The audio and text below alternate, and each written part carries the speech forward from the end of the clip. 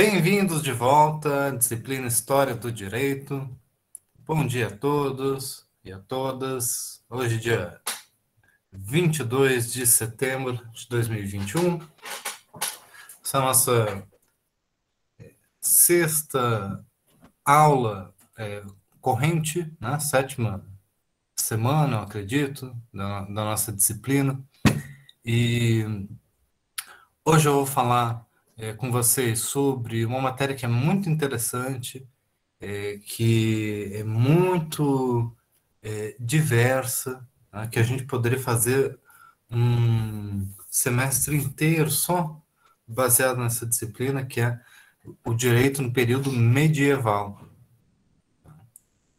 Como eu já tinha falado para vocês antes, né, a história do direito romano tem toda a sua complexidade, tem todos os seus diferentes períodos, e para a Idade Média não é diferente.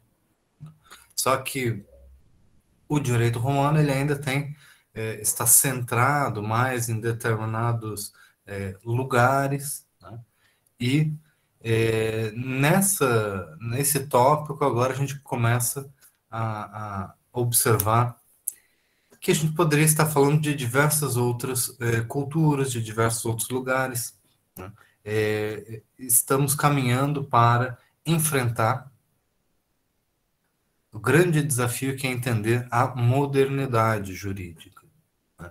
Então, como a gente não tem muito tempo, espaço para mergulhar de cabeça nesses períodos históricos muito distantes e complexos, né, a gente primeiro vai aprender o suficiente para reconhecer as nossas limitações e para conseguir entender os contrastes, tá, entre o pensamento medieval e moderno. Então, a gente não vai conseguir assim entender como um todo aqueles períodos antigos, mas a gente vai ter uma boa clareza de distinção conceitual para com o pensamento jurídico moderno. Tá? Essa vai ser a grande contribuição da nossa disciplina nesse semestre. Muito bem. Além dessa introdução à matéria de hoje, eu quero lembrar a vocês que o questionário da nossa disciplina está disponível já para vocês na nossa plataforma. Eu peço para que todos vocês abram um questionário. Ele é de livre acesso, você pode abrir, pode deixar para preencher depois. Sugiro que vocês copiem as questões para o seu próprio computador, num arquivo separado, façam seus estudos para que vocês tenham um backup dessas informações, para que vocês tenham seus próprios materiais. Sugiro que vocês utilizem os textos da nossa disciplina e que, caso sintam necessidade, venham a complementar com outros materiais, mas sempre fazendo referências bibliográficas caso utilizem determinados materiais nas suas respostas. Tá? Deem preferência a citações indiretas, né? Em vez de citar trechos de outros livros, tentem utilizar a sua própria redação, fazendo referências bibliográficas quando necessário. Tá? Talvez eu esteja falando isso e talvez vocês não tenham tido ainda uma aula sobre referências bibliográficas, citações, mas esses são conteúdos que são de fácil acesso. Vocês podem procurar aí na internet, não é difícil de seguir as regras da ABNT. Tá? Também não vou ser muito rigoroso com isso, mas eu quero que vocês usem esse espaço para treinar, para que vocês se adaptem à redação acadêmica. Ó, a UFBA tem um manual ótimo sobre isso. Tá? É verdade. Bem lembrado aí, Camila, que colocou no chat. Além disso,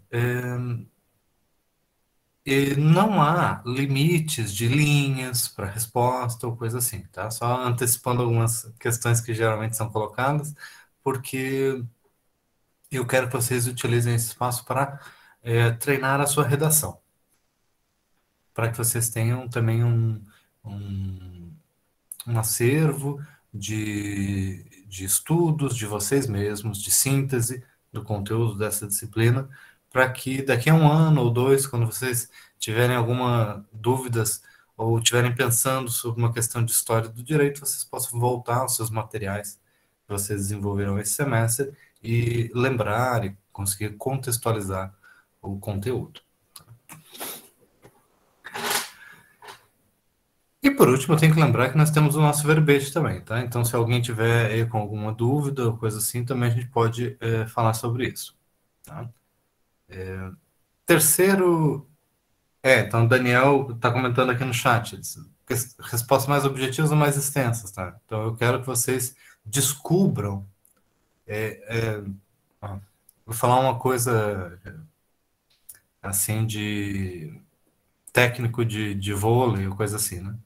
Daniel, eu quero que você dê a melhor resposta que você consegue fazer, né? Então, essa resposta, a melhor resposta que você consegue fazer é mais objetiva ou mais extensa? Você vai ter que descobrir, né? Eu quero que você use esse questionário para que você consiga desenvolver a sua articulação, a sua escrita, a sua argumentação, tá? Eu acho que é a forma como as perguntas são colocadas, que são um pouco mais abertas, é feita para isso, tá bom? Tá, legal. Que mais? Além disto, tá? Eu vou projetar aqui para vocês. Vocês podem acompanhar algumas notícias sobre os eventos que a gente vai realizar ao longo desse semestre ou outras atividades, tá? Com isso aqui. Tá? Eu fiz uma página para além do nosso AVA, né? Em que vocês podem visualizar alguns eventos, algumas outras coisas que a gente vai fazer nessa semana e nas próximas, tá? Nessa semana, vejam vocês aqui, nós temos um curso, hoje mesmo, hoje à tarde, às 5 da tarde, tá? Sobre a recepção de Carl Schmitt no Brasil. Carl Schmitt é um jurista alemão bastante importante, bastante influente no século XX. Ele estava muito conectado com o regime, né? Então, assim, é um jurista que que era um jurista muito importante para o governo, né? Então, quando tem juristas muito importantes para os governos, a gente vê, especialmente na Alemanha, naquele período em que o governo era o regime nazista, vocês veem aí uma conexão bastante relevante. Ele é um jurista que tem um grau de influência interessante na formação do pensamento constitucional brasileiro, tá? Então, a gente vai fazer uma oficina, uma aula, né, sobre esse autor, a recepção dele no Brasil. É um tema que é levantado bastante interesse dos estudantes. E aí vocês podem es- ter acesso ao link, né? Eu já coloquei também no AVA essas informações, tá? E aí vocês podem ver que a gente vai fazer outros eventos também, ó. Temos aqui o mês que vem, Constituição e Liberdade Acadêmica no Brasil, também é um tema bastante interessante, é sobre juntando história do direito e um pouco do direito constitucional contemporâneo, né? Qual que é o significado da nossa liberdade acadêmica, né? O que isso significa num contexto histórico, em outros lugares, situações que já ocorreram, em que isso foi se construindo ou se destruindo, e também como que isso se insere no nosso regime constitucional, tá? Isso aqui foi o curso que a gente já teve, né, nas semanas anteriores, mas fica aqui tanto o material do curso quanto link para o YouTube, e que a gente também tem a referência aos nossos cursos, tá? Então é isso que eu queria mostrar esse site para vocês, tá? Vocês conseguem ver aqui. É história do direito.com, é bem simples de localizar. Então, vocês estão convidados para o evento de hoje à tarde, tá? Tem um formulário de inscrição, mas não é necessário preencher o formulário de inscrição. É só vocês acessarem o link para o Meet, e ali no Meet vocês vão depois receber um formulário de lista de presença, tá? Para eventual certificado. Então, gostaria de sugerir novamente a participação de vocês. Até aqui tudo certo, gente? Alguma dúvida, alguma pergunta? Professor, será que o senhor poderia Diga. poderia falar de novo sobre vulgarização? É porque na última aula ficou bem no finalzinho, já próximo da outra aula, e eu não entendi muito bem. Legal, legal. Até por isso, coloquei aqui o último tópico da nossa aula anterior para que a gente faça uma revisão rápida. Tá? A vulgarização do direito romano é um tema que também poderia ser explorado com mais tempo, tá? Mas a gente deve, pelo menos, entender isso em síntese, rapidamente. O que é esse processo? Deixa eu mostrar para vocês aqui uma coisa. Aqui está bem pequeno, talvez não seja muito bem fácil de visualizar, mas vocês conseguem ver aqui o mapa do Império Romano, com toda a sua extensão. E vocês também podem perceber que existem diversas províncias, diversos lugares. E esses lugares eram lugares muito diferentes entre si. Se vocês observarem, nós temos ali o Egito. O Egito tinha uma civilização muito antiga. Né? Para os romanos, as pirâmides de Gizé, né? Elas eram mais antigas do que os romanos são para a gente hoje. Tem mais ou menos a mesma distância de tempo. Então, eles também estavam ali lidando com civilizações muito antigas, com culturas muito antigas, com sociedades muito bem estruturadas. Tá? Os romanos, eles criaram a ideia de colônia e de colonização, né, que a gente usa, mas eles estavam ali lidando com outros impérios, né, que haviam também as tradições jurídicas muitas vezes escritas ou costumeiras que eles buscavam, de certa forma, incorporar, né, na prática do direito. Quer dizer que, apesar do direito romano estar associado a ter um status oficial no Império, tá? Então, à medida que o Império Romano conquista novos territórios, o direito romano vai ser aplicado a esses novos territórios. Apesar disto, em determinadas províncias, o direito ele vai ser adaptado às conjunturas locais. Em outra província, vai ser outra adaptação. E aí, o direito romano ele vai se tornando particular de cada local. O direito romano ele possui uma flexibilidade, uma abertura para a prática e para essa dimensão de costumes particulares, de forma que ele pode se adaptar às circunstâncias locais. Tá? Então, isso é um dos aspectos, o aspecto mais relevante, eu diria, do chamado processo de vulgarização do direito romano. Tá?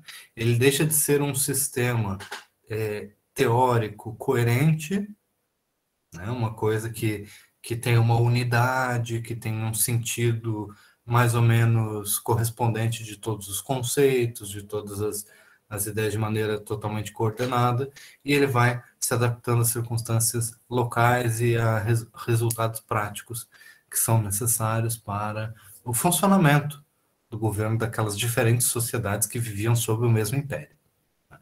Então, isso faz parte do processo de vulgarização, ele se torna vulgar, no sentido de que ele perde aquela estatura teórica e sistemática e vai se adaptando às circunstâncias mais particulares.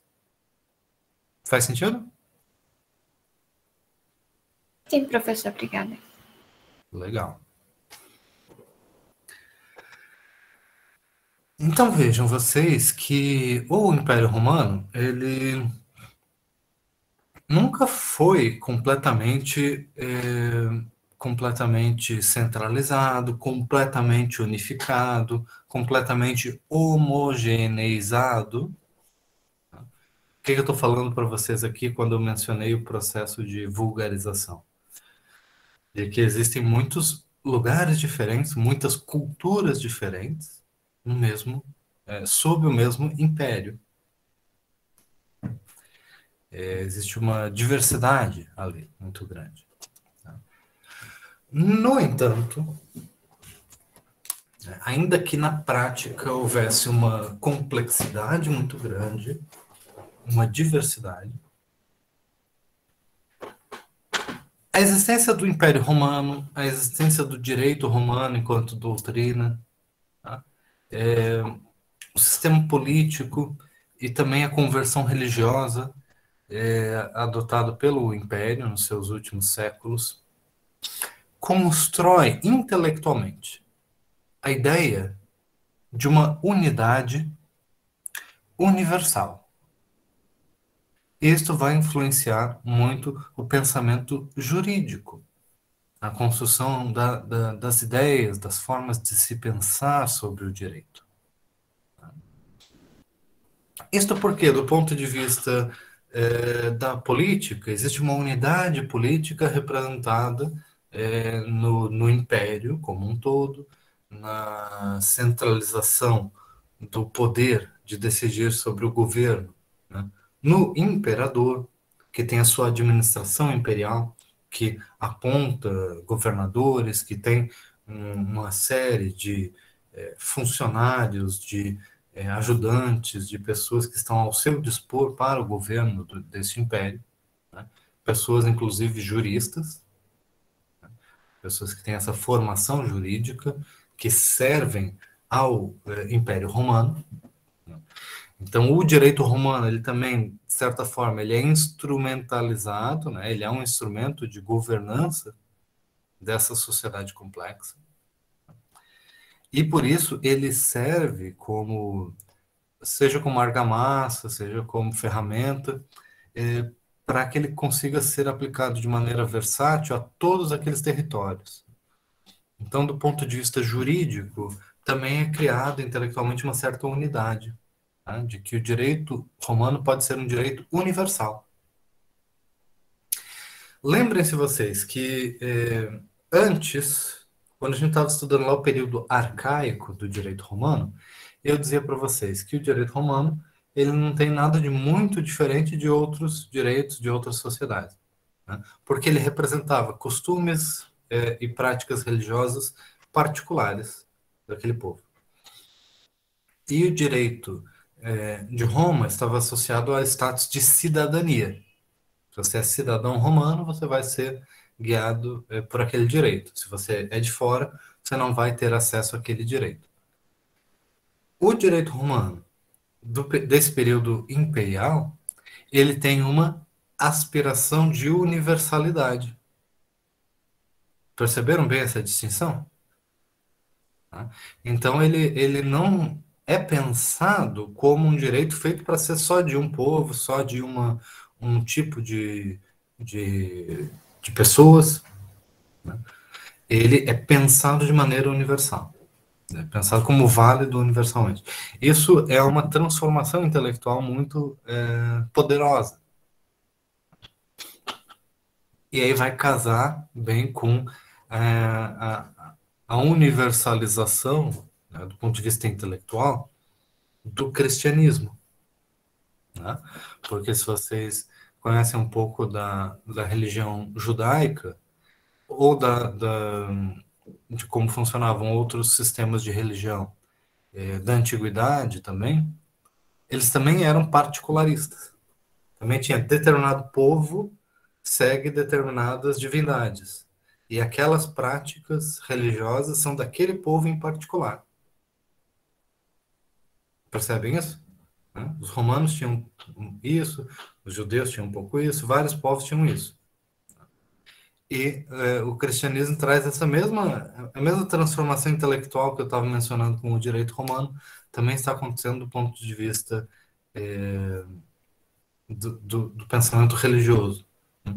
De que essa religião ela pode servir para todos os povos, para todas as culturas, é uma religião universalista. Existe também uma tendência que nunca se finaliza, nunca se realiza completamente, mas é uma tendência e faz parte da imaginação também, a ideia de unidade cultural no Império Romano. A adoção da língua latina, numa boa parte do Império, na outra parte da língua grega, né? Essas duas línguas elas são adotadas na administração imperial. O processo de romanização das províncias, né? Quer dizer, lá em Portugal, você vê que está bem longe de Roma, tem ali algumas coisas que são parecidinhas com Roma, né? Tem algumas características ali. Lá na Síria, a outro lugar super distante de Portugal, né? Mas tem ali também umas construções, algumas coisas que você vê, isso é romano, né? E não é só na arquitetura que a gente vê isso, né? Interferência disso nos costumes, nas práticas. Existe um processo de romanização de diferentes lugares, de incorporação dessas diferentes culturas a um único sistema, tá? Que também é um sistema cultural, porque a burocracia permitia isso, a integração do exército também. A gente tem relatos de soldados que tinham uma carreira assim bem cheia de remoções.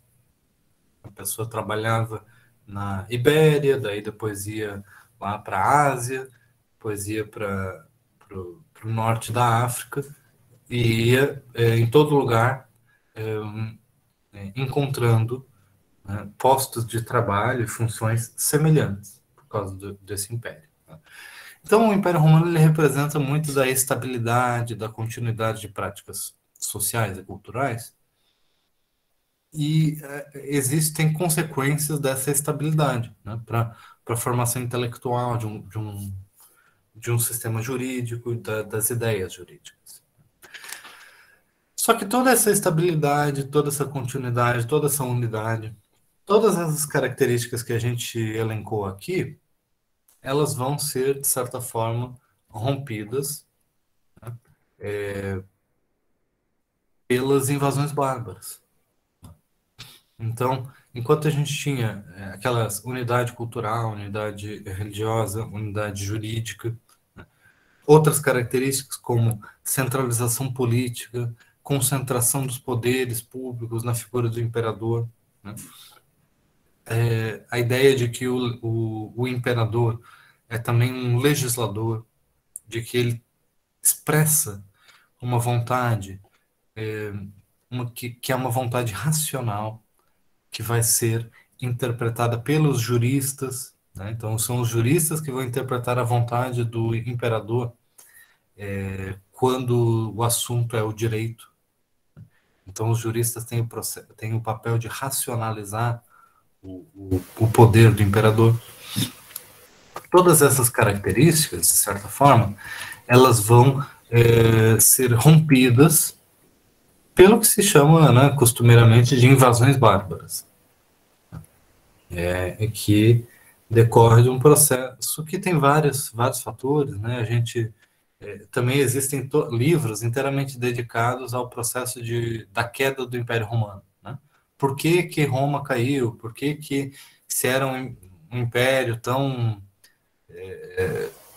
estável, com todas aquelas características, como que ocorre a queda do Império Romano, tá? A gente não tem como entrar nessa discussão, que é uma discussão muito interessante, mas a gente vai analisar aqui as consequências dessa interrupção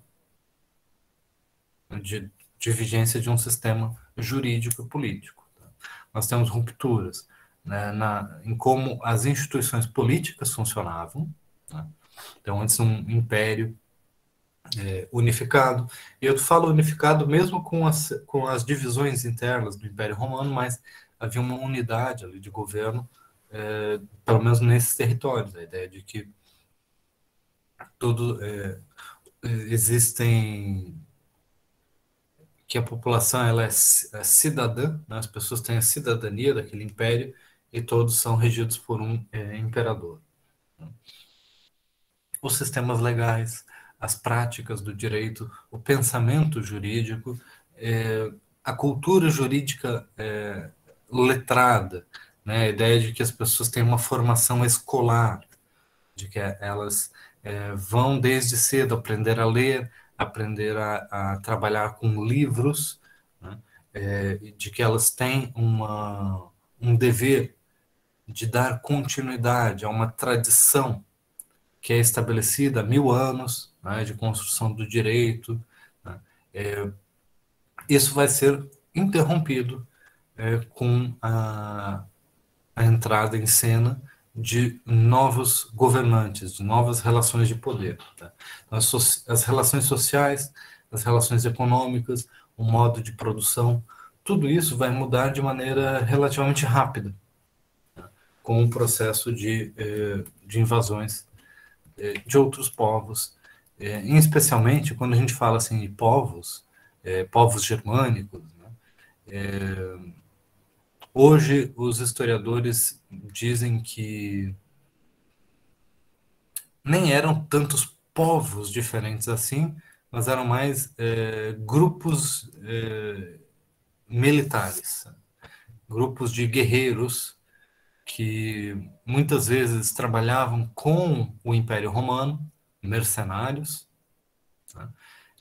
Que eram chefes militares, que eram aventureiros, ou eventualmente traíram o exército romano, ou porque não receberam pagamento, ou porque estavam já dissatisfeitos com as coisas, ou porque conseguiram reunir uma população grande sob o seu governo, sob o seu mando.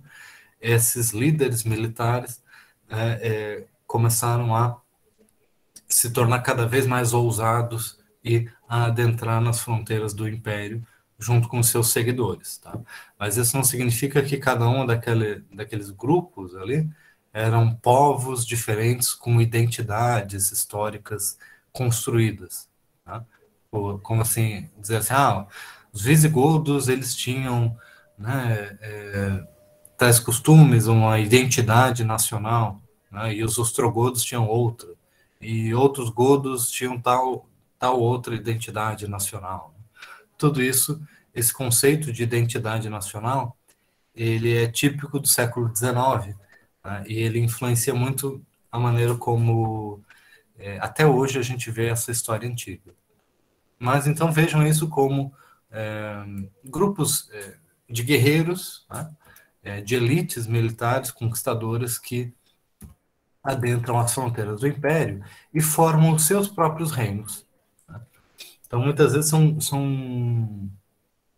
são mercenários ou são líderes guerreiros que veem a oportunidade de se tornarem reis, né, e de se instaurarem nesses territórios que antes pertenciam ao Império Romano e agora governar uma população diferente, tá?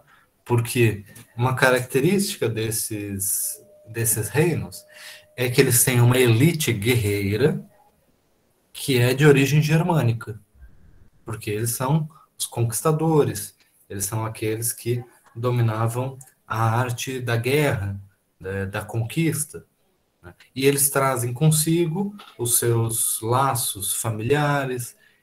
Quando eles conquistam um território, né, eles mandam chamar, né, lá da Germânia, né, todos os primos, todos os parentes, os tios, os avós, os primos de terceiro, quarto, quinto grau, né, justamente para virem, migrarem para esses territórios conquistados. Então, a gente vai ter na formação desses reinos medievais, né, do início da Idade Média, final da Antiguidade, início da Idade Média, a gente vai ter uma formação complexa, porque temos uma elite guerreira, conquistadora, que tem um conjunto de costumes que são costumes típicos de uma sociedade sem Estado, sem instituições estatais, uma sociedade que é, em termos práticos, sem escrita, né, ainda que tenha, não seja completamente desprovida de escrita, mas que é dominada por uma cultura tipicamente oral, de tradição oral. E aí vocês devem lembrar daquilo que a gente falava antes, lá atrás, na aula sobre direito em sociedade sem escrita, né, em que nós temos o domínio de ditados, de parábolas ou de histórias que têm importância jurídica, que trazem significados jurídicos, né? Então, nós temos o predomínio do direito costumeiro. Nós temos também uma sociedade que não vai ser individualizada na ideia do cidadão e do governo, né? Como era muitas vezes pensado na dinâmica do Império Romano. O cidadão que é protegido, ou que tem uma relação com o Estado, digamos assim, né? Ou com instituições públicas. Mas vamos ter um conjunto de relações que são baseadas em laços de fidelidade familiar ou entre famílias, né? Através dos casamentos, através dos acordos, né? Através das celebrações religiosas, ou então da empreitada bélica, né? De ir à guerra junto, né? Ou de dividir um pão, né? Na mesa. Então, ser companheiro, né? Pegar o pão e estar ao lado, então, acompanhar. A origem dessa palavra vem disso, né? Então, nós temos aí aquilo que na literatura se fala em kinship, o parentesco, mas de uma maneira muito ampla, não só parentes como a gente pensa hoje, irmão, irmã, primo, mas laços de parentesco que são bastante amplos, porque se referem muitas vezes ao reconhecimento de um ancestral em comum, às vezes um ancestral lendário, né? Famílias que se aliam, se identificam porque eles acreditam que tem há muitas gerações atrás, um ancestral que foi um grande guerreiro, conquistador, ou uma grande figura, e essas famílias se alinham. Então, os povos germânicos, vocês veem aqui rapidamente, né? A gente não vai aprofundar nisso também, mas vocês veem que eles têm costumes muito diferentes, nesse sentido dos costumes que eram as características do Império Romano. Não são radicalmente diferentes, não é coisa assim que os romanos nunca ouviram falar, não é tão diferente. Por quê? E vocês lembram disso, né? A gente estudou o direito romano arcaico.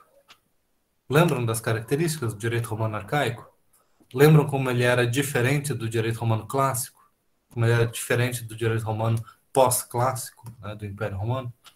E essas diferenças se davam, né, porque não havia aquela articulação dada pela doutrina, né, aquelas características específicas do direito romano clássico.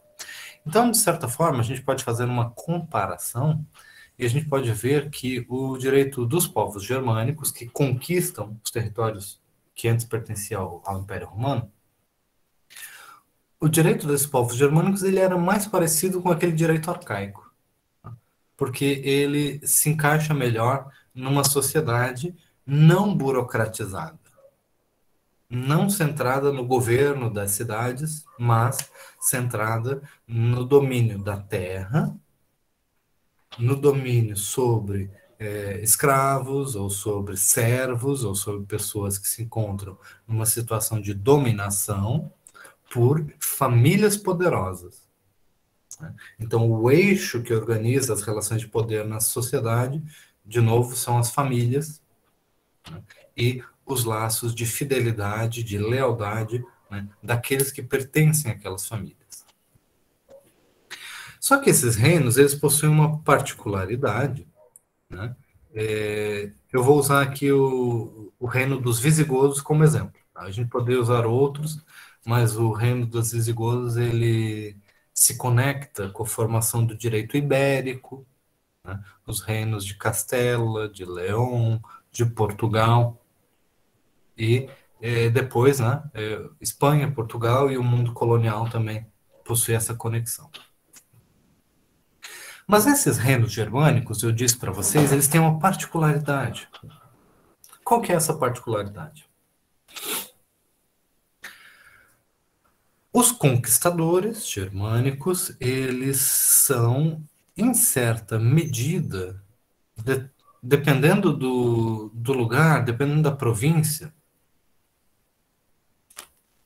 eles são os vencedores das guerras, eles vencem as batalhas. Mas, na hora de governar, muitas vezes eles ainda são uma minoria. Eles são as famílias mais poderosas que conquistam os territórios. Mas, do ponto de vista populacional, né, principalmente aqueles territórios ali próximos ao Mediterrâneo, né, em que haviam cidades de formação romana há muito tempo, né, ou mesmo anteriores, né, que já haviam sido estabelecidas pelos gregos, pelos celtas ou pelos cartagineses.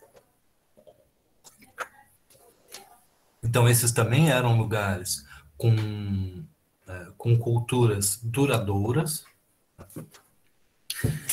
Esses conquistadores, eles agora vão ter que lidar com populações que possuíam uma forma de governo já bem estabelecida, né, pela administração imperial romana.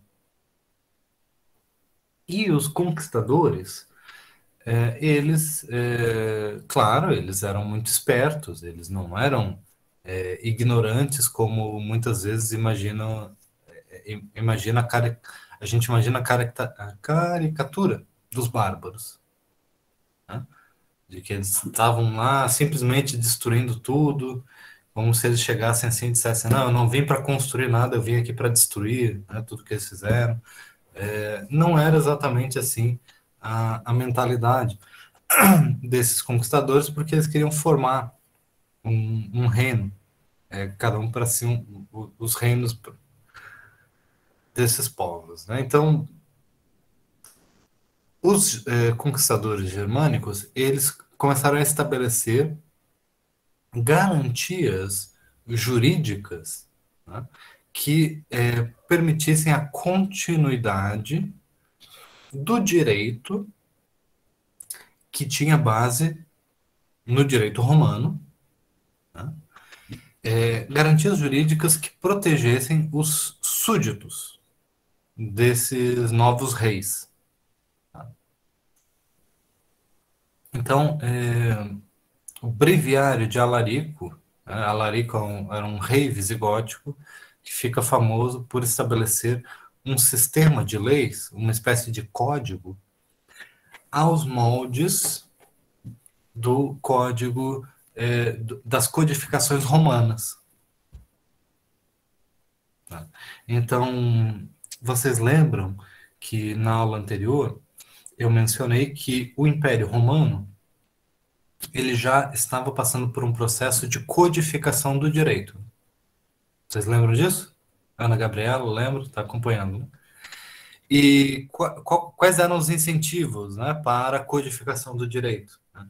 A necessidade de se ter uma prática jurídica, né, regulada aqui, com as leis estabelecidas num livro que pode ser transportado, que pode ser utilizado rapidamente para aprender o conteúdo do direito, para aplicar o conteúdo do direito.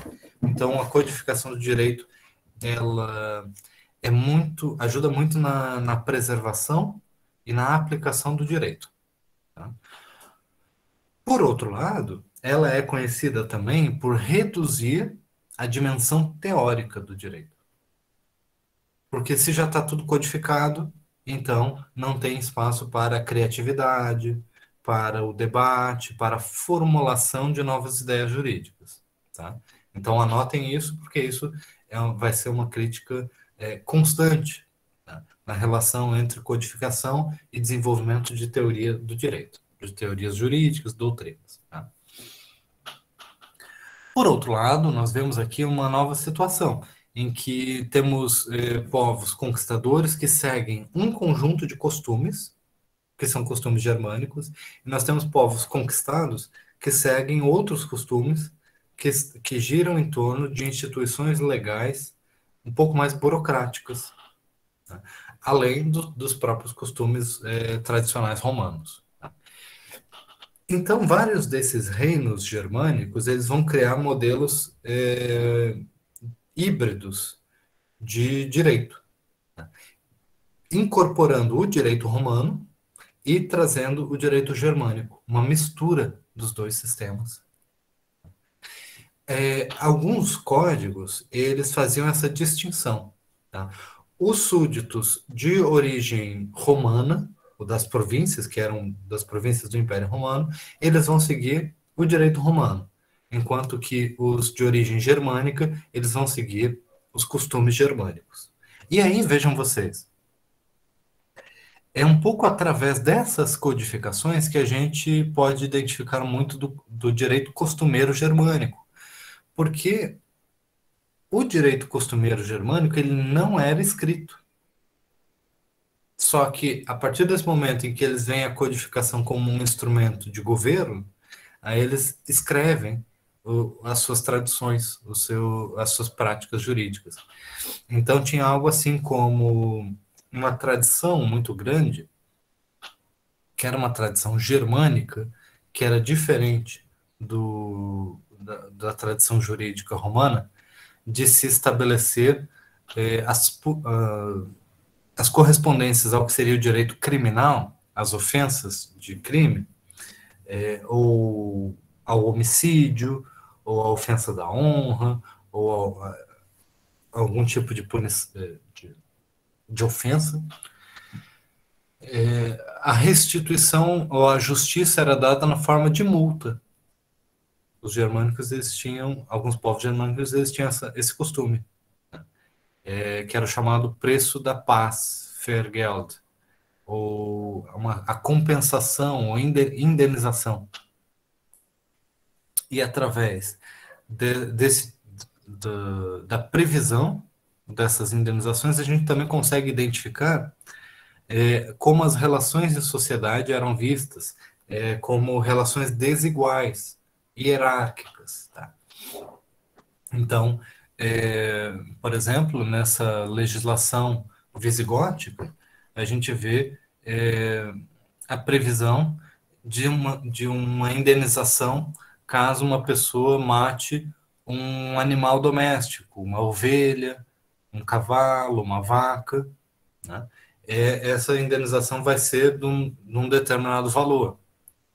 Se a pessoa matou um escravo, um servo, esse valor já vai ser um pouquinho maior, né? Mais ou menos o mesmo valor se ela tiver matado uma criança, que a criança ela já tem menos valor mesmo do que o adulto, né? Isso naquela estrutura normativa. Um pouco mais valor do que a criança, mas menos valor do que o homem, é se matar uma mulher. E aí o valor mais alto de indenização vai ser se foi um homicídio de um homem daquela família, né? Um homem adulto. Então, o homem adulto está no topo, digamos assim, da hierarquia valorativo. A gente vê isso pelas punições. Então, eles não trabalhavam na ideia do ser humano, né? do alguém abstrato, como vítima de um crime. Já havia a incorporação nas penas do elemento subjetivo da vítima, porque a pena não era também uma pena abstrata. Era a ideia de compensação, de compensar aquela família pela ofensa, pela perda de maneira proporcional. Esse era um pensamento jurídico bastante distinto da tradição romana, que vinha muito da ideia da retribuição, vinha muito da ideia de que a justiça está muito associada também à vingança, né? E a vingança privada, digamos assim, era legalizada, né? Legalizada. Ela fazia parte do sistema jurídico. Então, muitas vezes, se um membro de uma família fosse assassinado, né, a família ela tinha o dever, né, a obrigação de ir lá e assassinar um membro da outra família de quem foi o homicida. E isso criava ciclos, né, de violência, ciclos de guerras interfamiliares, né? E aí eu já dei quando eu estava falando sobre o direito arcaico romano, essa também era uma característica relevante. E eu tinha dado o exemplo da história de Romeu e Julieta, que é justamente baseado nessa ideia de que tem duas famílias que se odeiam, dominam uma cidade, né, Verona, e as duas famílias estão num ciclo de vingança que não tem fim, né? O que dá o fim a esse ciclo de vingança é o pagamento da indenização. Por isso que eles desenvolvem um sistema de indenizações complexo e hierarquizado, porque dentro da família, dentro da estrutura familiar, existia uma diferença de valorização entre as pessoas. Quem está mais no topo e quem está mais na base, né? E os animais também faziam parte dessa estrutura familiar. A terra também, de certa maneira, tá? Então aí a gente consegue visualizar pelo direito um pouco da estrutura de poder dentro dessa sociedade. Até aqui, como é que está? Tá tranquilo? Tá?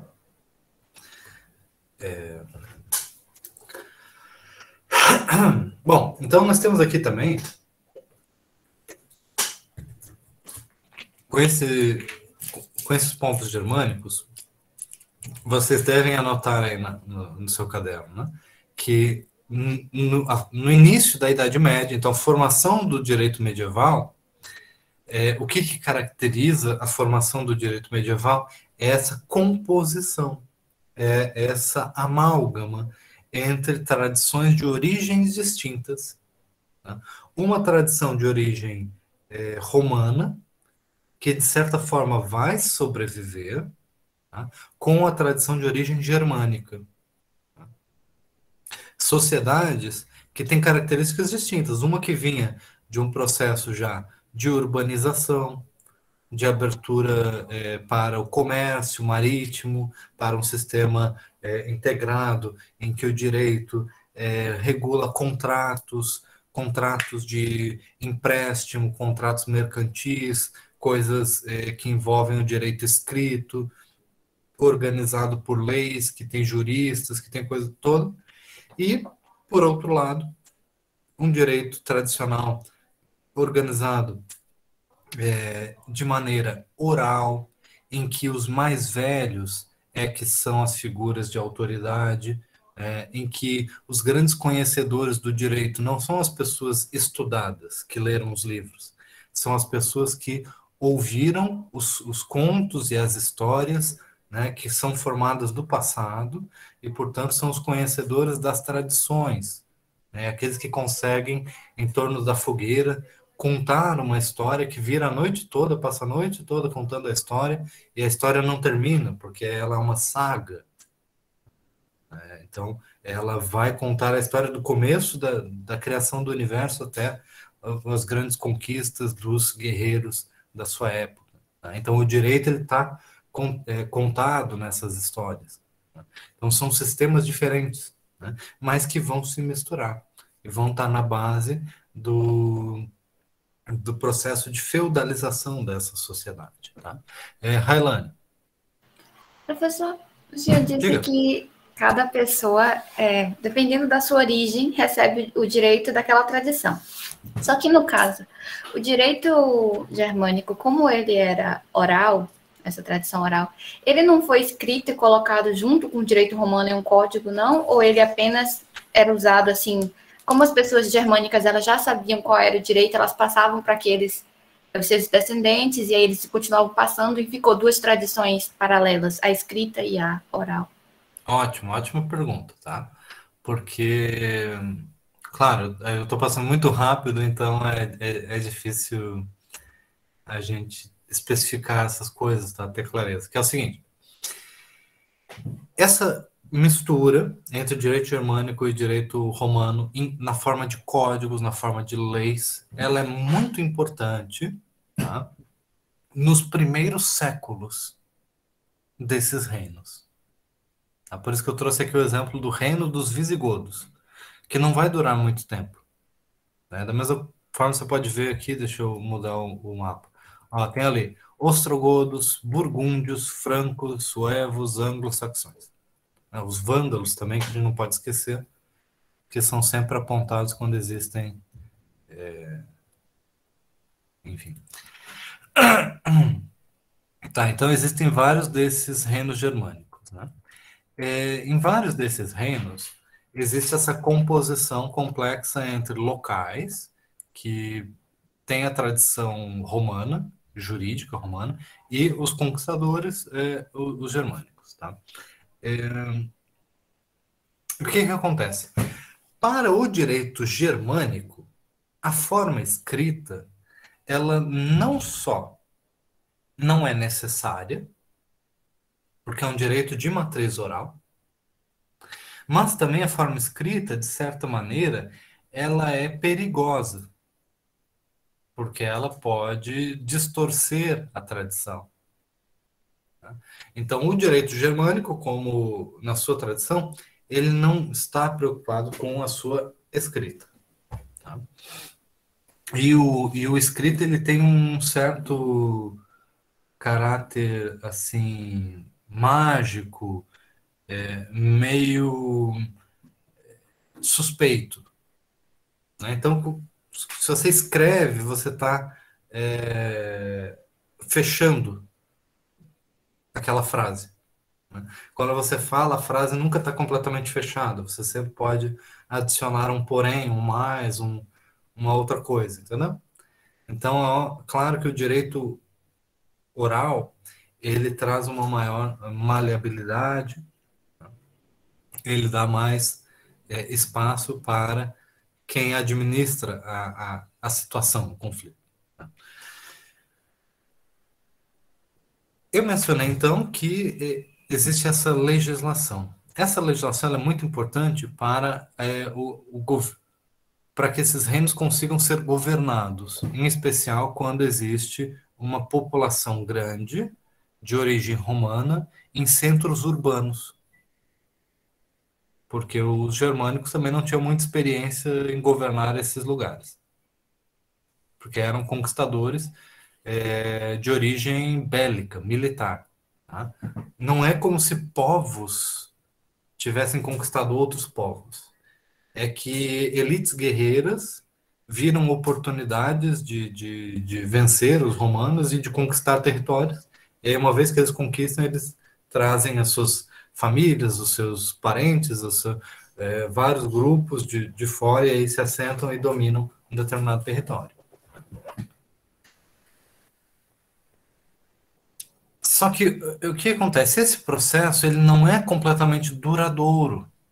Tá? No caso dos visigodos, isso ainda dura um pouco mais, em comparação a outros reinos germânicos. Tá? Tem uma influência, uma tradição maior, que vai ser reconhecida depois pelos reis de outros reinos. Tá? Porque o reino visigodo ele vai se fragmentar. Tá? Mas a tendência desses reinos é a fragmentação, é o processo de feudalização, que é a distribuição do poder político desses reis, né, a outros aliados, né, a interiorização da população. Tá? Então, esses centros urbanos, eles vão perder espaço, eles vão perder relevância, fica mais difícil de sustentar as cidades, porque as cidades não produzem muita comida. Elas dependem do comércio, elas dependem de uma integração maior para serem sustentadas. Né? Então, as cidades romanas, Roma, por exemplo, no seu apogeu, tinha mais de 1 milhão de habitantes. Depois dela ser conquistada pelos ostrogodos, ela vai sustentar apenas 60 mil pessoas. E em alguns momentos até menos. Tá? Por quê? Existe uma queda muito grande da população urbana. Porque para alimentar uma cidade você precisa de uma rede logística, né? De transporte de alimentos, de transporte de várias outras coisas. Então, as conquistas germânicas, elas rompem essa estrutura de sustentação das cidades. Aí o que acontece? Aquela população que antes era romanizada, ela vai ser germanizada, do ponto de vista dos costumes, das práticas jurídicas, né? Que as pessoas vão sair dessas cidades e vão ir para o interior. Elas vão entrar para um regime feudal, né? Em que você é protegido por um membro de uma família poderosa. É como se fosse também uma relação de máfia, né? Que é também algo muito parecido, assim. E você jura fidelidade àquela família, e aquela família te protege, protege a sua família. E aí você vai trabalhar dentro das terras, digamos assim, daquela família. Aí isso vai começar a formar um feudo. Então, com o tempo, até mesmo essa codificação do direito, que inicialmente era muito importante para a integração desses dois regimes, ela vai perder relevância e vai perder espaço. Então, esses reinos germânicos, eles têm reis que eles tentam imitar um pouco os imperadores romanos, no sentido de governar com estabelecer leis, de serem legisladores, de serem figuras com a sua autoridade centralizada, tá? Assim como eram os imperadores romanos, né? Só que ao longo dos primeiros séculos de existência desses reinos, eles já não conseguem manter uma unidade política forte, centralizada. A única, talvez tenha poucas exceções, né? E o reino, digamos assim, mais poderoso é o reino dos francos. Quem lembra das aulas de história, né? Aqui do lado, né? O reino dos francos está ali em verdinho claro. Ele vai formar o Império Carolíngio, tá? E aí nós temos a figura do Carlos Magno, que vai ser ele vai se colocar como sucessor do Império Romano, como um imperador de fato que vai governar diversos reinos, diversos povos, e vai expandir o cristianismo para as terras germânicas. E daí vai haver a origem do Sacro Império Romano Germânico, que vai ser um império propriamente medieval. Tá? Por outro lado, esses reinos como o dos visigodos vai sofrer também outras invasões, né? Invasões árabes. Então, esses próprios reinos também vão se fragmentar, né? O reino dos ostrogodos vai também se fragmentar em vários outros reinos menores, em feudos. Na medida que ocorre o processo de feudalização, o direito ele vai se transformar, vai aprofundar a sua transformação e ele vai se tornar menos romano e mais germânico. Então, o papel da oralidade vai ser ainda maior. O papel dos costumes vai ser ainda maior. E o direito romano ele vai continuar sendo aplicado em alguns lugares, mas não em muitos. Tá? Se a gente quiser analisar aqui, não sei se vocês... aqui eu não vou conseguir mostrar para vocês assim o... Deixa eu ver se eu tenho efeitos visuais para colocar. Não. Não consigo apontar, né? Não vou abrir lousa interativa agora, que eu não aprendi muito bem a lidar com isso. Mas você sabe o contorno do Mediterrâneo ali, né? Onde vocês têm entre Roma, né, no mapa, né? E Toulouse ali, no que seria o sul da França, nesse contorno do Mediterrâneo, né? É onde a cultura jurídica romana ela vai ser mais preservada, tá? Ali na Espanha, né, um pouquinho também em Portugal, e no sul da França, nós temos uma continuidade maior dessa cultura jurídica, letrada, tá? Nesses reinos. Enquanto que as partes mais do norte, por exemplo, ali Paris, né, onde ficam os anglo-saxões, burgúndios, aquela parte ali vai ser mais marcada pelas características germânicas. Então, vai ser um sistema híbrido. O que mais que eu posso falar sobre isso? E aí o direito ele vai ganhar mais importância e características orais, como a importância dos juramentos. Tá? Então, o contrato, em vez de ser feito com base na codificação do direito romano, tá? Vai ser um contrato baseado na sacralidade dos juramentos. Volta aquela ideia de que um contrato ele vai ser feito em público, ele vai ser uma cerimônia religiosa, né? Uma pessoa, um contrato assim muito importante, ele vai envolver um beijo na boca, por exemplo. Já ouviram falar do beijo vassálico? Né? Que é uma forma de demonstração pública de um laço de fidelidade. Procurem aí na internet, beijo vassálico. Vocês vão encontrar as imagens, né, da Idade Média das pessoas fazendo essa cerimônia. Ou então, uma coisa muito comum era o juramento sobre as relíquias. Né? Então, os monges, eles abriam a sepultura onde estava enterrado um santo e pegava o fêmur, pegava um osso de um santo e aquilo era uma relíquia sagrada. Então fazia-se um juramento com a mão em cima daquela relíquia para, caso uma pessoa descumpra o juramento, que ela seja amaldiçoada. Então o direito ele vai incorporar cada vez mais esses elementos orais, né? E esses elementos ritualísticos na composição de obrigações recíprocas. Além disto, ocorre uma uma importante transformação na forma como é pensada a propriedade. Tá?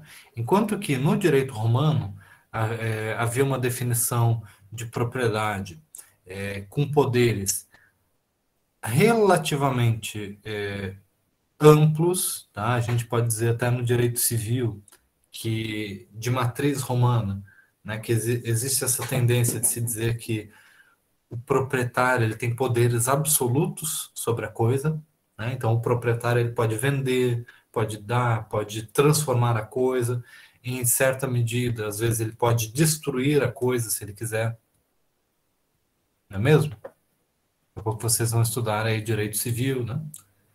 Então, o proprietário ele tem amplos poderes sobre o objeto que é de sua propriedade. Tá? Isso o direito romano estabelecia bem. Na medida que essas relações vassálicas vão se estabelecendo, o regime de propriedade ele vai desaparecendo naquela forma antiga do sistema romano e vai se tornando um regime de propriedade híbrido, que a relação não é de proprietário, de dono da propriedade e de bem imóvel, mas vai ser uma relação comunitária. Porque um feudo ele vai surgir de uma relação de fidelidade entre o chefe daqueles conquistadores, que é o rei, né, e as pessoas da sua confiança, que ele atribui o poder de governar o feudo. E aquele que governa o feudo, o senhor feudal, ele vai se relacionar com os vassalos daquele feudo, também por um laço de confiança, também por um laço de fidelidade, por juramentos.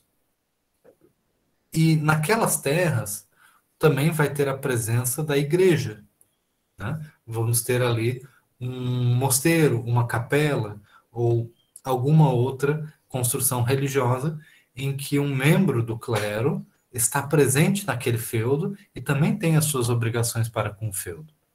Mas ele não só tem obrigações, mas também tem a sua autonomia. Ele segue as suas próprias regras, que são diferentes das regras dos demais vassalos, que é diferente das regras que se aplicam ao senhor feudal. Então vejam vocês que a relação entre as pessoas e a terra vai mudando. Já não é mais a mesma do direito romano. Ela já é uma relação mais complexa. E já é, portanto, muito diferente do direito moderno. É importante a gente ver essa diferença, esse contraste.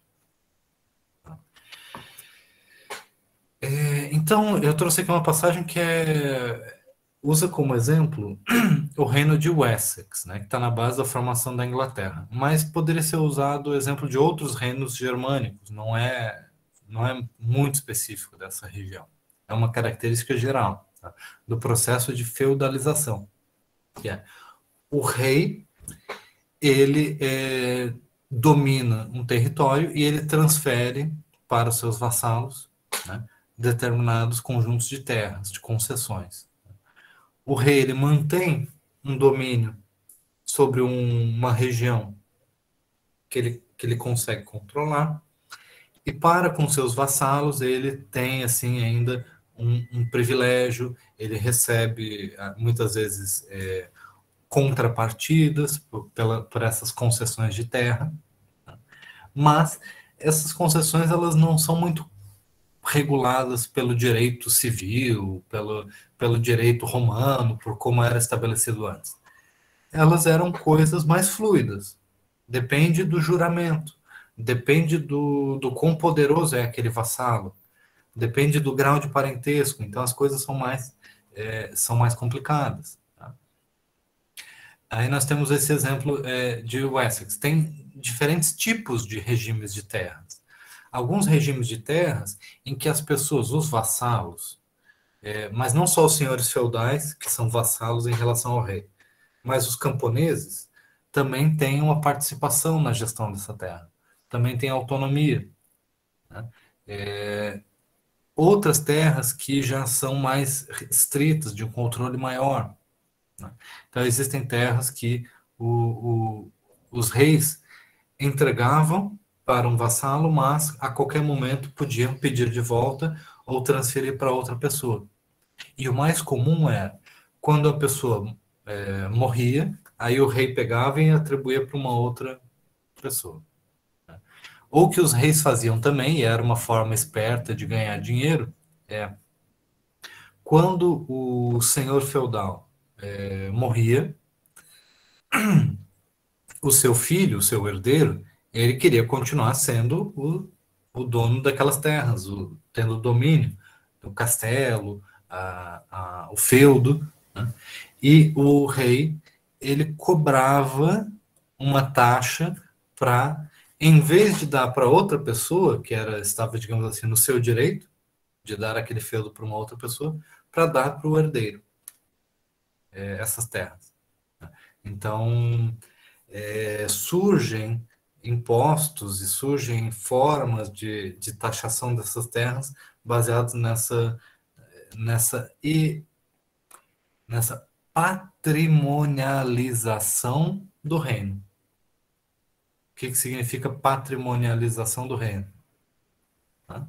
De que o governo da sociedade, a jurisdição, as características de você governar pessoas na Idade Média, vai ser conectada com o patrimônio da pessoa.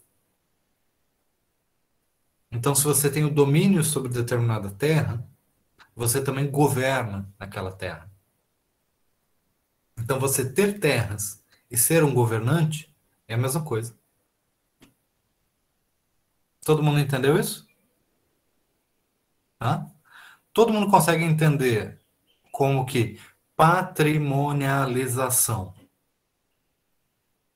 do governo é um fenômeno sociológico, né, jurídico, bem diferente da burocratização do governo? Conseguiram visualizar essa distinção? Porque quando nós tínhamos um imperador e uma classe de pessoas como juristas, como servidores públicos, digamos assim, associados ao governo do imperador. E esse governante, ele atribuía cargos de governança, né, ao governador de tal província, ao prefeito de tal província, de tal cidade.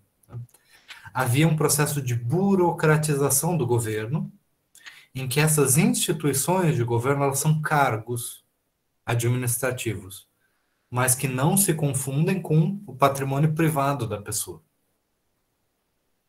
Certo? Conseguem visualizar isso? Os romanos, inclusive, eles tinham, a gente tem o registro de vários processos judiciais de acusação de enriquecimento dos governantes, né? Então, quando uma pessoa ganhava um cargo para governar a província da Sicília, ou da Anatólia, ou de qualquer outro lugar no Império Romano, e ela abusava muito, ela usava aquele cargo para enriquecer, todo mundo usava o cargo para enriquecer. Né? Mas, assim, quando a coisa era muito abusiva, muito escancarada, aí essas pessoas às vezes eram processadas e punidas por terem se apropriado do governo para seu benefício próprio. Né? Por quê? Porque a lógica era de que aquilo era um cargo mais ou menos burocrático, que não pertencia à pessoa. Né? Mais ou menos, né? Mas pelo menos tinha essa ideia. Né? No regime feudal, é o contrário. Né? Quanto melhor a pessoa cuidar do seu próprio patrimônio, melhor ela vai estar cuidando do feudo. Porque o feudo, ele estabelece uma relação de governo, mas ele também estabelece uma relação de patrimônio. Então é como se o regime de governo fosse uma coisa vinculada à esfera privada, à esfera doméstica. Percebem essa distinção? Então, se a gente estabelecer uma escala que eu vou chamar de estatalidade, né?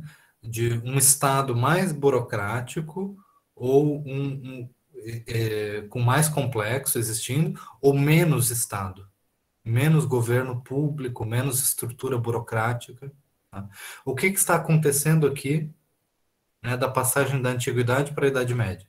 Está aumentando ou está diminuindo a estatalidade da sociedade? Me digam vocês aí.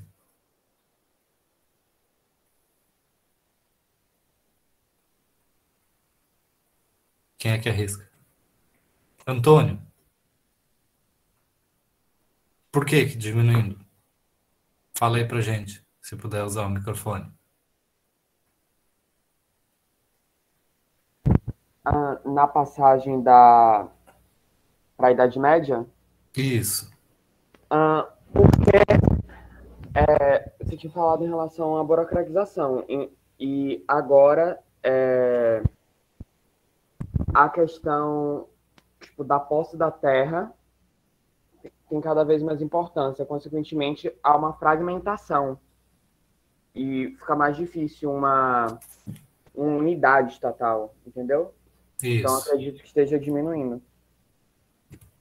Isso mesmo. Tá. Todo mundo está acompanhando? Né? Então eu estou aqui criando uma métrica, né, artificial para a gente interpretar os fenômenos, que a história, gente, é muito complexa, é muito cheia de detalhes, então a gente não vai conseguir analisar todos os pontos. Então a gente tem que criar esses parâmetros mais gerais. Né? Então, de maneira mais geral, o que a gente pode identificar? De maneira mais geral, a gente vai identificar que existe um processo de patrimonialização do governo em sociedade, de que essa sociedade que está se formando é uma sociedade com baixa presença estatal, com poucas características de Estado, né, e mais características de relações sociais de poder baseadas em laços de fidelidade, de juramento, de domínio de terras, de tudo isso mediado pela religião, mediado pela oralidade, pela tradição, pelos costumes locais. Tudo isso mais oralidade, mais costumes locais, significa menos direito escrito, menos direito sistematizado do ponto de vista de uma doutrina teórica. Estão vendo essas comparações? Aumenta uma coisa, diminui outra. Né? Então é muito importante que vocês percebam como que a formação do direito medieval ela está num contexto de redução do que seria a ideia de Estado. Tá? Se a gente utilizar a ideia de Estado como um conceito dinâmico, né, em que no Império Romano a gente tinha alguns elementos, né, aí depois esses elementos eles vão sendo reduzidos, aí depois, na Idade Moderna, a gente vai ter outros elementos de fortalecimento do Estado também. Né? Então, a gente consegue ir medindo, assim, esse fenômeno, essa escala, e vendo a conexão disso com o direito. Tá? Rafael. Bom dia, pessoal. Professor, de qualquer modo, o pessoal que recebia a terra do rei, poderia negociá-la da maneira que bem entendesse? Essa é uma ótima pergunta. O que você acha, baseado aqui no que a gente está estudando? Então, eu estava vendo ali no slide do senhor que tem aquela concessão precária e concessão hereditária. Né? Na precária, eu acredito que não. Agora, na hereditária, eu fico com dúvidas. Uhum. Entendeu? Sim. Você lembra das aulas do direito romano arcaico? Sim. Lembra que elas também tinham um caráter hereditário e que elas estavam também bastante vinculadas àquela família pela religião, uma vez que os ancestrais eram enterrados naquela terra. Uhum. Então existe quase que uma conexão sagrada daquela família com a terra, certo?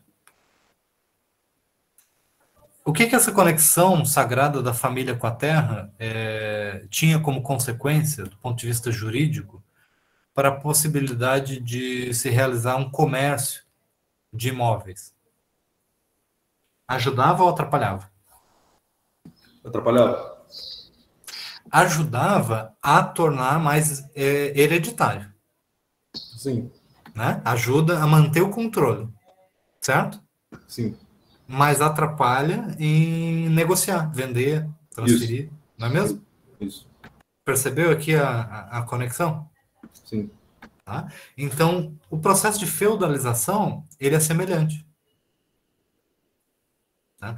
Ao mesmo tempo que os senhores feudais, eles procuram manter o domínio das terras na sua família, né? Então, em várias regiões, a gente consegue observar esse fenômeno, né? Que determinados lugares são governados pelas mesmas famílias por muito tempo. Ao mesmo tempo que, então, isso fortalece os interesses familiares, clânicos, né? Os clãs, né? Isso não é uma coisa tão distante assim, né? Porque a gente tem, às vezes, determinados municípios com nomes de pessoas, de famílias importantes, né? A gente tem também fenômenos no século XX de patrimonialização, né, do governo. Mas, a gente está estudando a Idade Média, a gente vê que isso, de certa forma, ajuda a consolidação do poder familiar, de famílias poderosas. Mas, como você mesmo concluiu, isso atrapalha uma outra coisa, que é esse elemento dinâmico do comércio de terras. Atrapalha uma coisa como eu já dei esse exemplo rapidamente antes, né? Se um senhor feudal pega um empréstimo, ele vai na cidade tem os comerciantes, na cidade tem os bancos, está começando a ter ali um desenvolvimento de técnicas financeiras, né? Isso já para baixa Idade Média. Né? O senhor feudal vai para uma cidade como Florença e pega um empréstimo. Ele pode dar o feudo como garantia do empréstimo? Sim ou não? O que você acha? Bom, eu não sei. Já é complicado, né? Uhum. Já é complicado. Tá. Por que é complicado? Porque o regime de propriedade não é aquele regime clássico do direito romano, em que você tem uma propriedade, um proprietário. A relação de um para um. Porque no direito romano, o chefe da família, ele é um aquele que individualiza o status de proprietário. Tá? Então, você vai ter um proprietário que tem o domínio completo sobre a propriedade. Como ele tem esse domínio completo, ele pode fazer com a coisa o que bem entender. Né? Dentro de alguns limites. O próprio direito romano sempre teve limites para o que o proprietário podia fazer. Tá? Limites impostos pela religião, pelo costume, pela tradição. Mas o direito romano, a partir do desenvolvimento do período clássico, ele dá bastante poder ao proprietário. Tá? Inclusive de dar a coisa como garantia de um negócio. Então, o proprietário, se ele descumpre um contrato e ele, portanto, tem uma dívida, o seu patrimônio pode ser leiloado para pagar a dívida. Isso o direito romano articulava. Já o direito feudal não permite isso, porque no direito feudal nós não temos uma única propriedade, uma propriedade nesse sentido total, e nós não temos um único proprietário. A relação de domínio da terra é uma relação complexa e que envolve um coletivo. Tá? Então, o feudo, ele é um coletivo. Ele é um coletivo que não é, eu vou usar uma analogia, tá? Não é a mesma coisa, mas é algo mais análogo a um regime quilombola. Porque não tem um proprietário que domina aquela terra e faz o que quiser com ela. Não, é diferente porque é uma terra que, em cima daquela terra, existe uma coletividade. Essa coletividade tem a sua autonomia, tem as suas próprias regras. Então, esse é o regime feudal. O regime feudal não tem um dono, tem um governante. E esse governante ele tem uma certa responsabilidade para com os governados. Os camponeses, eles construíram as suas casas ali.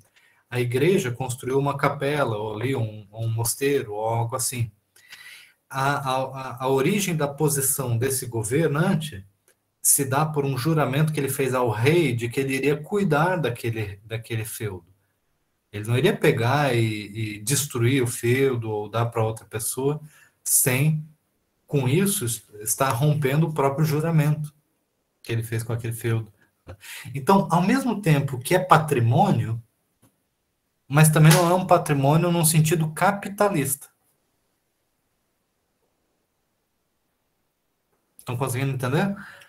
E é por isso também que o regime feudal é diferente do regime capitalista de produção. Porque a propriedade, enquanto domínio absoluto de um bem, não era possível nesse âmbito das terras como um todo. Tá?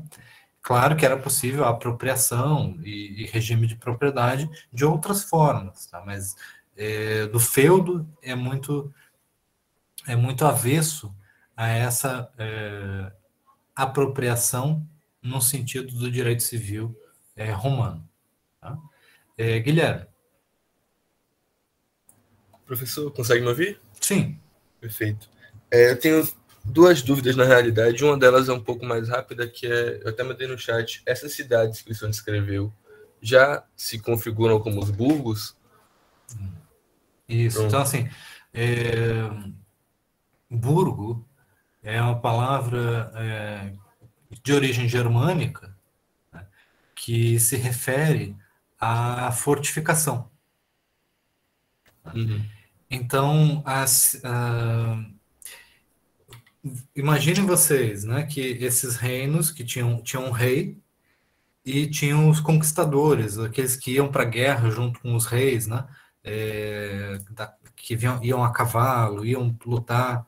E aí os reis, quando conquistavam um território, eles distribuíam as terras, né, para os seus senhores feudais, né, para os seus guerreiros mais leais, né, e assim se formou o regime feudal. Tá?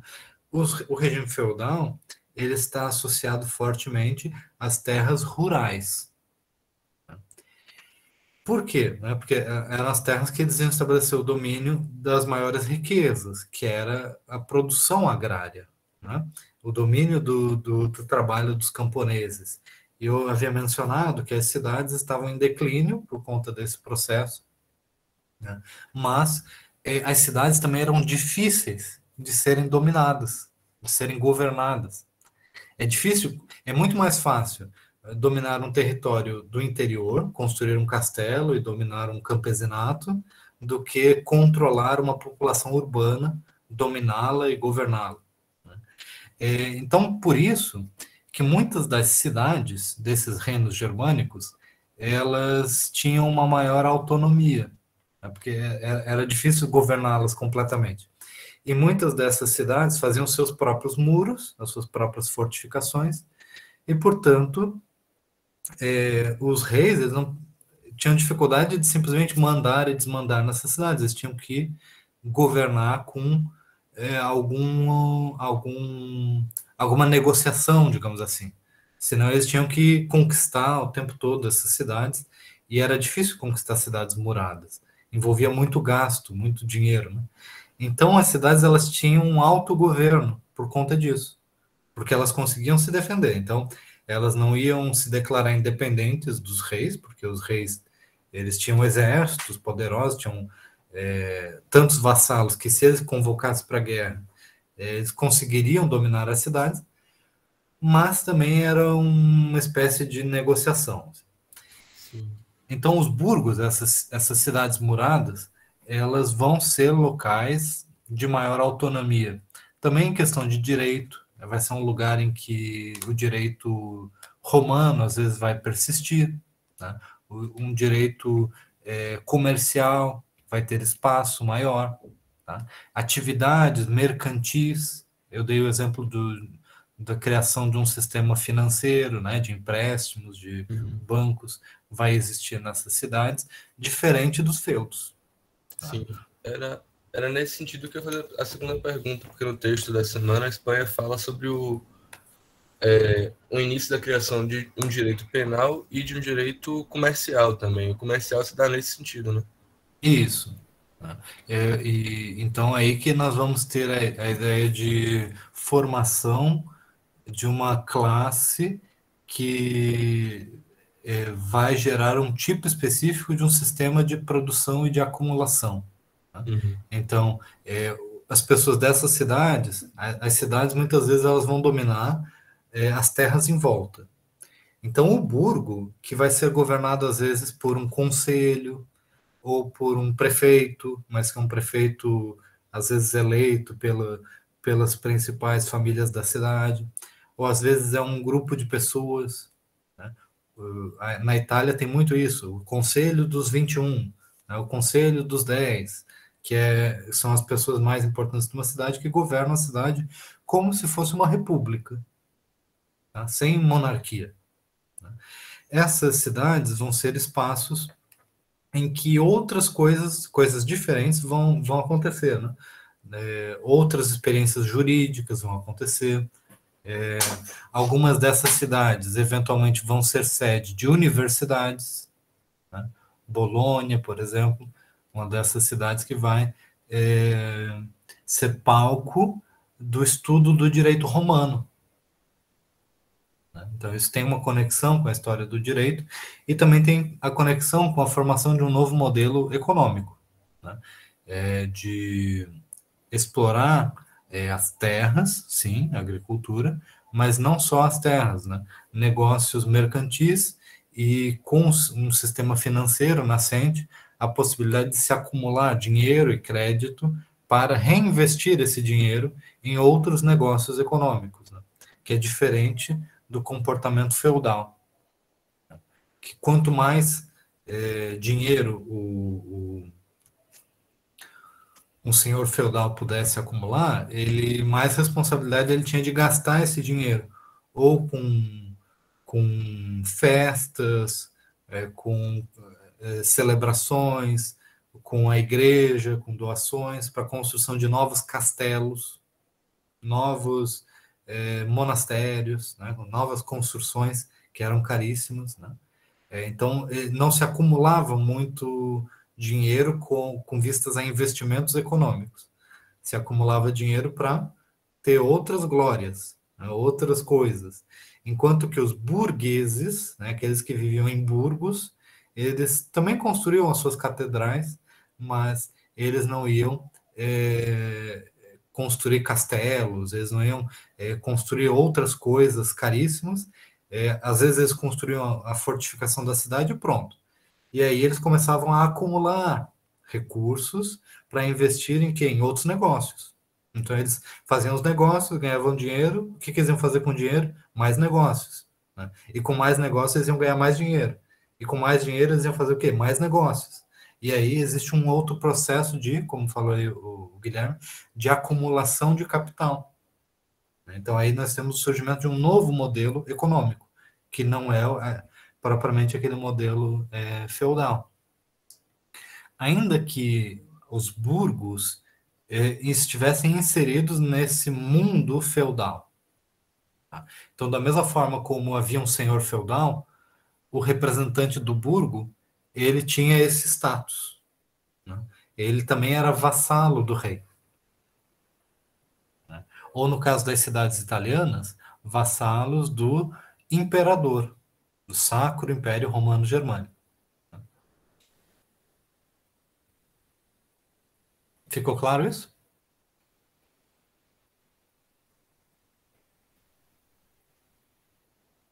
Ficou, professor, tá ótimo. Obrigado. Então vejam que, da mesma forma como existe um sistema híbrido na origem, né, do direito medieval, que envolvia costumes germânicos e a tradição jurídica romana, na implementação do feudalismo, também não é um processo unitário, também é um processo híbrido, que envolve a interiorização, né, do governo, de relações de vassalagem, mas dentro desse mundo feudal também existem os burgos, também existem locais em que outras experiências jurídicas são possíveis. Isso é muito importante para o direito. Tá? E aí vocês conseguem imaginar, né, que é nesse contexto de atividade comercial, de vida urbana, que são instauradas as primeiras universidades medievais, e essas universidades elas vão ter o papel de recepcionar novamente o direito romano da codificação de Justiniano. Então, vocês lembram do que foi a aula anterior sobre o direito pós-clássico, sobre como que ele já era diferente do direito clássico romano, porque ele estava naquela etapa de codificação, de sistematização, mas também tinha uma característica muito especial, que era o dogmatismo. A ideia de que a verdade estava estabelecida naquela codificação. Portanto, quando o direito romano ele é recepcionado na Idade Média, ele é recepcionado num contexto ainda mais dogmático. Não é só o dogmatismo do ponto de vista da tradição jurídica, mas ele é recepcionado num contexto em que as universidades elas são formadas para o estudo da teologia, para o estudo da filosofia como forma de revelação do conhecimento divino, da religião. Né? Então, existe um dogmatismo muito forte no pensamento criado pelas universidades medievais. Né? E o Código de Justiniano ele vai ser incorporado como um livro de status tão importante, tão sagrado, tão precioso para o direito como a Bíblia é para a teologia. Tá? Então, percebam bem essa analogia, que ela é muito forte, ela é muito importante. Tá? Então, o Código de Justiniano vai ser para o direito, para o estudo do direito, como a Bíblia é para o estudo da religião. E vejam vocês, esse estudo é um estudo dogmático no sentido de que o estudante ele tem que aprender a ser capaz de encontrar no livro a verdade. não há dúvida de que o que está escrito no livro é verdade. Isso já é o ponto de partida. Se você leu e não entendeu, o problema é seu. Não é o problema do livro, não é mesmo?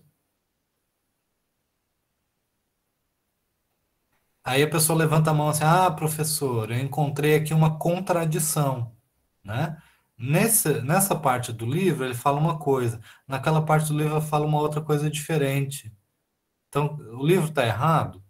O que acontece com esse aluno? Né? Punições corporais. Literalmente. Ele pode ser preso, ele pode ser punido com a régua, né? Os estatutos das universidades medievais, eles previam as punições para os alunos, com castigos físicos,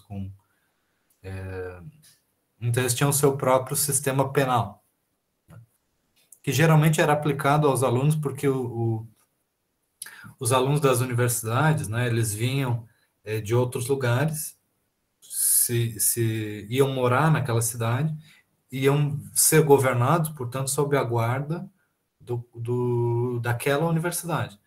Então, às vezes, eles saíam à noite, bebiam, causavam confusão na cidade. Então, eles eram presos pela própria universidade para não ser presos pelo governo da cidade, né? Então, era um governo corporativo também. As universidades, elas tinham seu próprio governo. Elas tinham autonomia universitária desde a sua criação, porque eram corporações. Então, o que vocês deduzem desse exemplo que eu dei? Né? Qual que é o papel da interpretação? Qual que é o papel do intérprete, do estudioso deste livro? Né? Quando ele encontra contradições, quando ele encontra passagens que sejam assim contraditórias ou complexas ou difíceis de interpretar, ele vai dizer que o texto tem que ser melhorado? Ele vai dizer que o direito é alguma outra coisa que está fora do livro e que deveria ser pensado de uma maneira mais complexa, mais interessante, diferente ou não? Pelo contrário, né?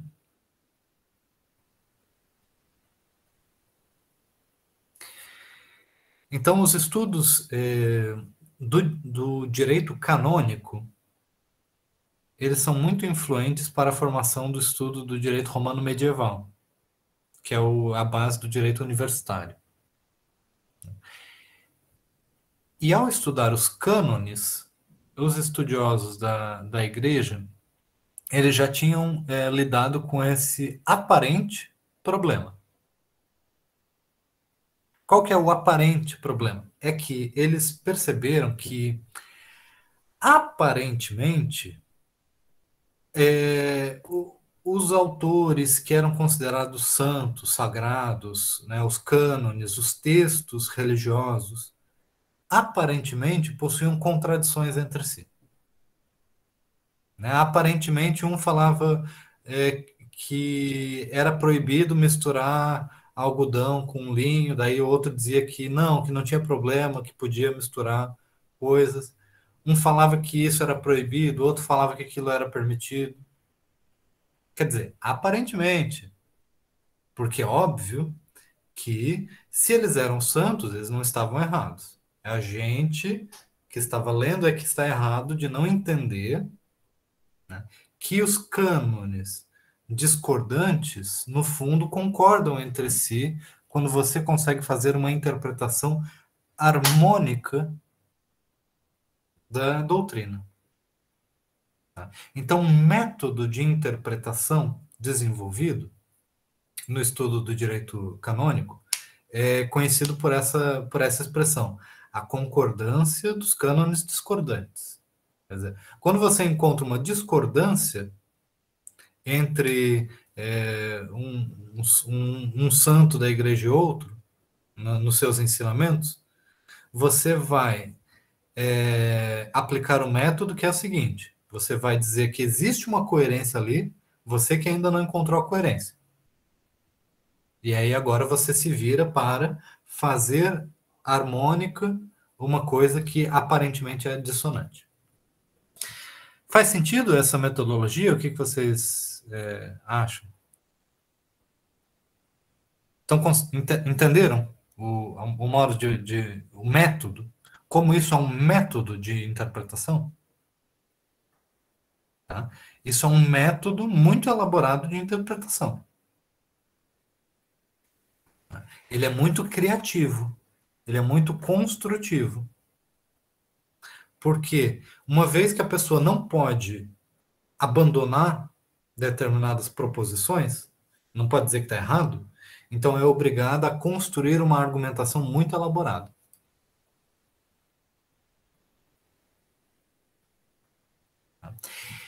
Esse método de interpretação jurídica é o grande referencial para o estudo do direito romano nas universidades.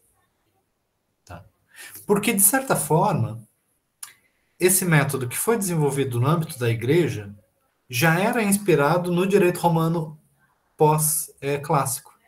Porque os juristas do período lá de Justiniano já estavam fazendo isso. Para com o direito romano. Porque o direito romano, com mais de 1000 anos de história, obviamente que tinha um monte de contradições. Né? Tinham leis que eram contraditórias entre si. Tinham pareceres jurídicos que vinham de contextos diferentes. Então, é claro que um jurista falava uma coisa, outro falava outra. Hoje, para a gente, é muito fácil admitir as contradições. Não é mesmo? Ou quem é que acha que o direito é uma coisa coerente, completamente, né, sistemática, que tem tudo tem resposta? A gente sabe que a história é muito mais cheia de posições contrárias, porque o direito ele é sempre um campo de disputa, né? Num processo judicial sempre vai ter a defesa, sempre vai ter a acusação, pessoas com interesses diferentes. Para a gente isso é muito mais fácil de admitir. Mas para eles, lá naquela época, isso não era possível de se tratar intelectualmente dessa forma. A não ser na época clássica. Na época clássica do direito romano, como o direito ele tinha essa dimensão também da esfera pública, do debate, da disputa, que às vezes um ganha, às vezes outro perde, mas daí na semana seguinte o que perdeu consegue ganhar, né? Porque isso faz parte da argumentação. Na era clássica, o direito ele tinha mais abertura para essa inovação, para essa criatividade. Mas depois ele é o quê? Engessado. Né?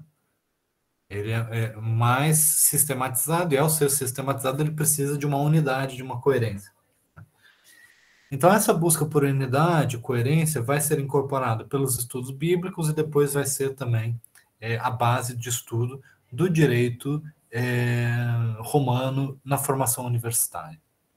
Aí alguns de vocês já conseguem ver a conexão disso com o ensino dogmático do direito. Percebe? Então, quando vocês vão estudar o direito civil, vocês não vão tratar o direito civil como cheio de contradições. Vocês vão tratar o direito civil como um corpo coerente de direito. Porque isso faz parte do método de interpretação do direito. Quando vocês vão falar do direito constitucional, né, vai ser também um método da dogmática do direito constitucional, que é pressupor uma coerência no texto e encontrar ali a harmonização entre diferentes princípios.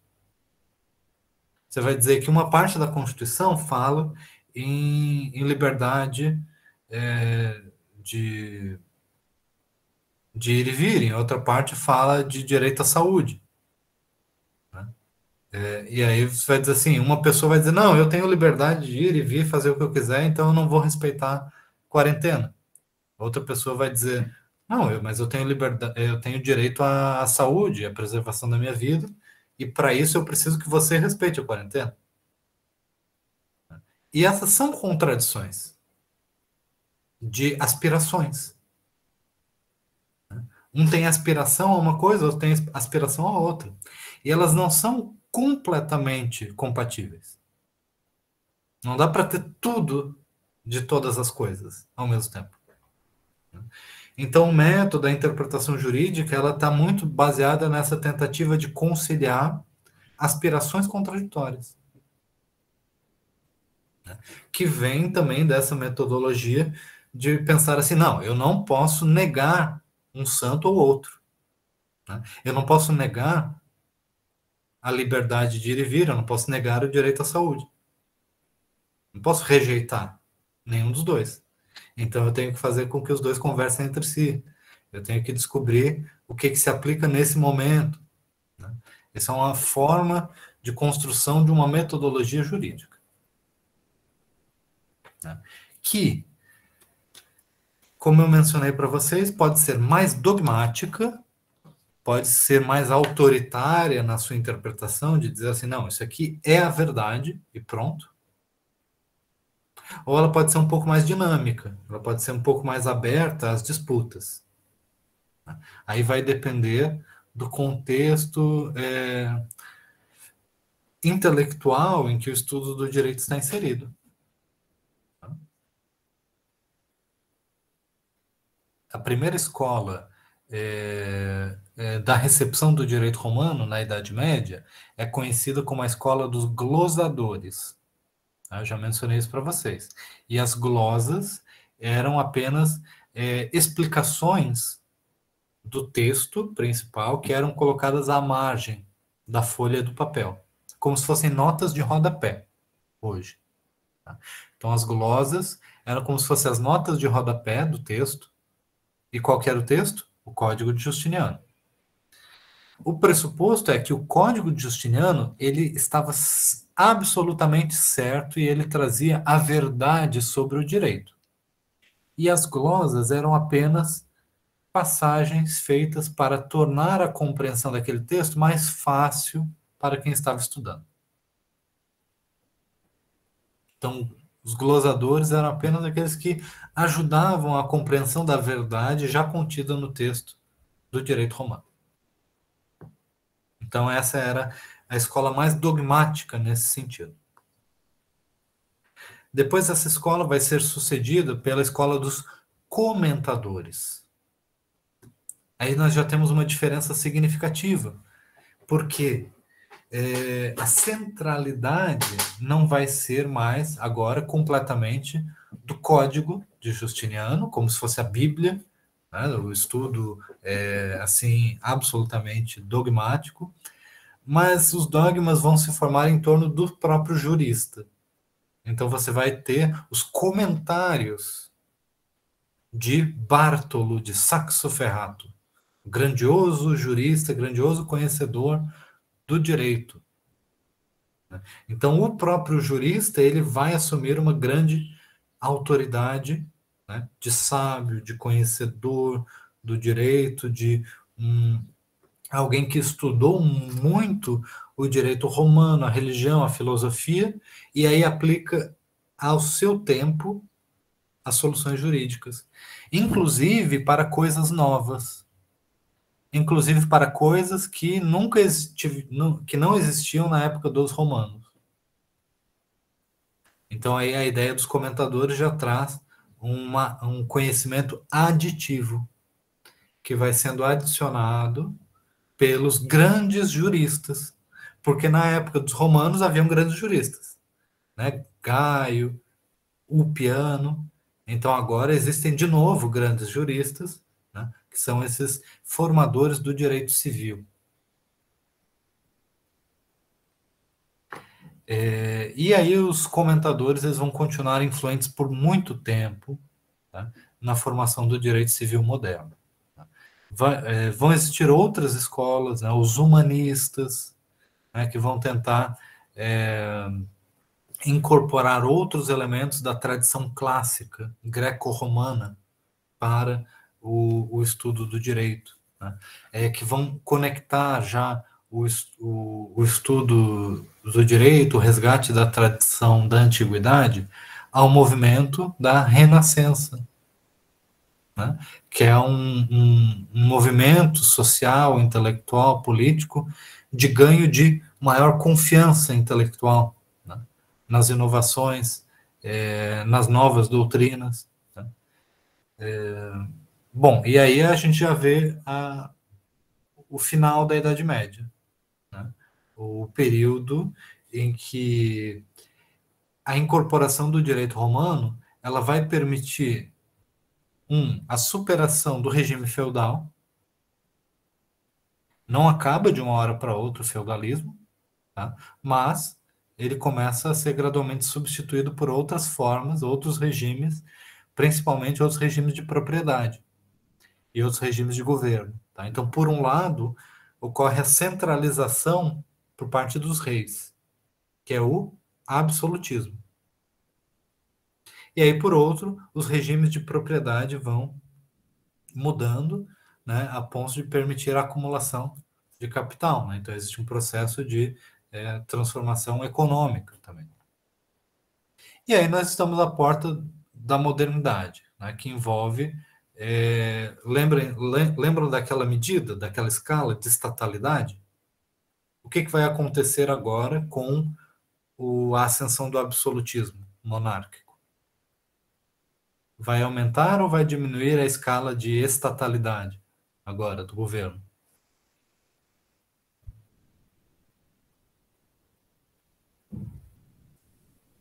Vamos lá, para a gente encerrar a aula de hoje.